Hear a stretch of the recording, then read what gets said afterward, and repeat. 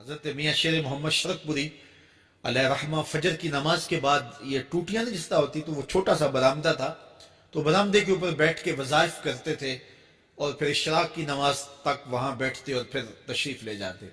گرمی کی شدت تھی تو حضرت فرائض کی ادائیگی کے بعد وہاں چلے گئے، تو نمازیوں نے آپس سے مشورہ کیا کہ یار حضرت کو عرض کریں کہ بارش کے لیے دعا کی جائے۔ تو حضرت جا کے وہاں اپنے وظائف میں لگ گئے، تو انہوں نے کہا چلو ہم مسجد کے سین میں کھڑے ہو جاتے ہیں، حضرت توجہ کریں گے تو عرض کریں گے۔ تو جتنے نمازی تھے وہ سارے صحن میں کھڑے ہو گئے اور برآمدے کے اوپر میاں صاحب وظائف میں لگے۔ جب آپ کی نظر پڑتی نا لوگوں کی جانب، تو جتنے بھی نمازی تھے سارے ہاتھوں سے اشارے کر کے کہتے یعنی دعا کرو، زبان سے نہ بولتے، ہاتھوں کو ایسے ہلاتے اور یہ کہتے کہ ادھر آسمان کی طرف اشارہ کر کے کہتے دعا کرو۔ میاں صاحب پھر وظائف میں لگ جاتے۔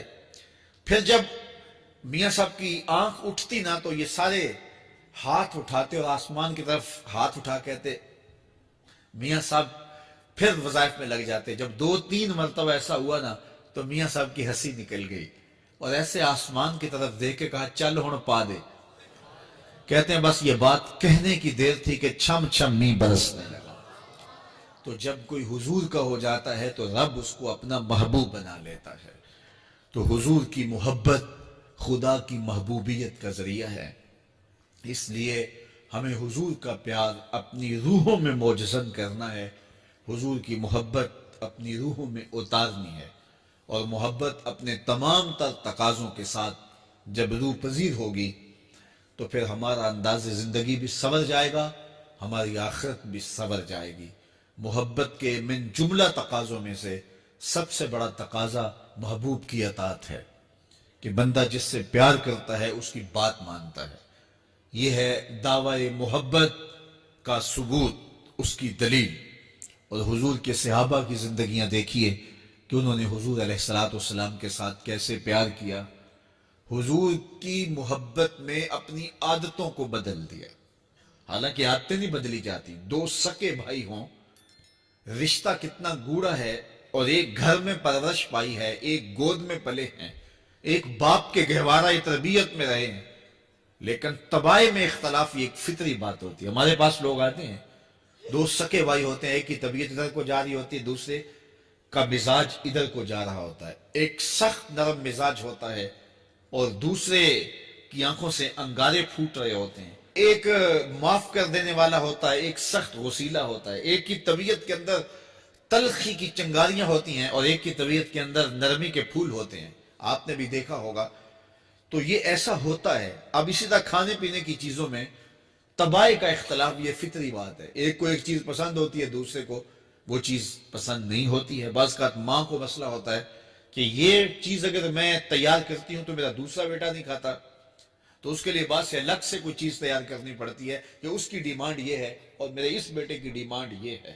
مائیں مزاج سمجھتی ہیں، ایک آغوش میں پرورش پانے کے باوجود خون ایک ہے، گہوارہ تربیت ایک ہے، دودھ ایک ہے، لیکن طبیعتوں کے اندر اختلاف پایا جا رہا ہے۔